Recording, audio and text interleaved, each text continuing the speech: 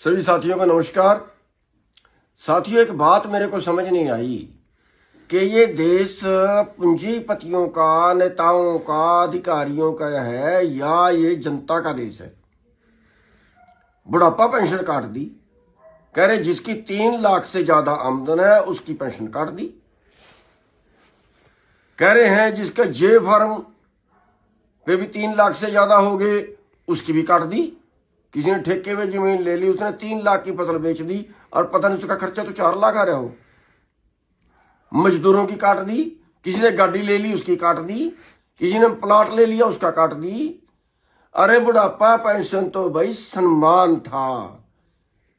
बंदा तो करोड़पति है लेकिन पिता को नकार दिया, पिता को बैठा दिया अनाथ आश्रम में। कितने केस आपके सामने हैं, कैसे गुजारा चलाएगा भाई वो। ये तो उसकी इज्जत थी। बीमारी का इलाज भी ना कराया, बस मरने के लिए छोड़ दिया।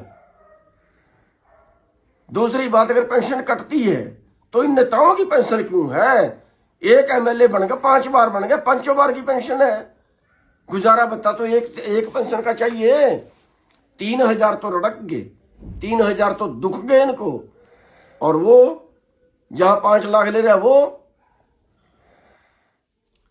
अधिकारी की, एक अधिकारी रिटायर होता है तो 80-80 हजार पेंशन है, वो नहीं दिखी। उसके पास उसकी भी काट दी। जब उसके पास 3 लाख से ज्यादा की प्रॉपर्टी है तो जो 3 लाख से ज्यादा आमदन है उसकी काट दो उसकी। ये कुल्हाड़ी आम जनता पे ही चलती है क्या। राशन कार्ड काट दिए, कह रहे इसके पास तो ज्यादा आमदन होगी, राशन कार्ड काट दिए।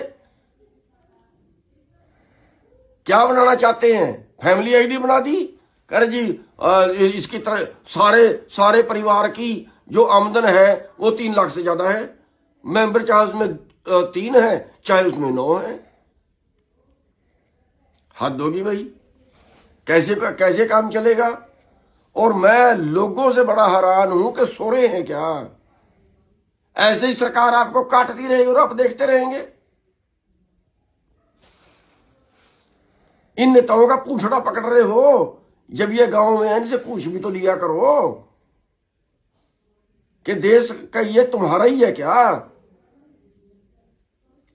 साथियों, बिल्कुल विरोध करेंगे, इसका कड़ा विरोध करेंगे। मैं चेतावनी दे रहा हूं सरकार को, चेतावनी दे रहा हूं बिल्कुल कि 23 मार्च से पहले दोबारा से बहाल कर दे।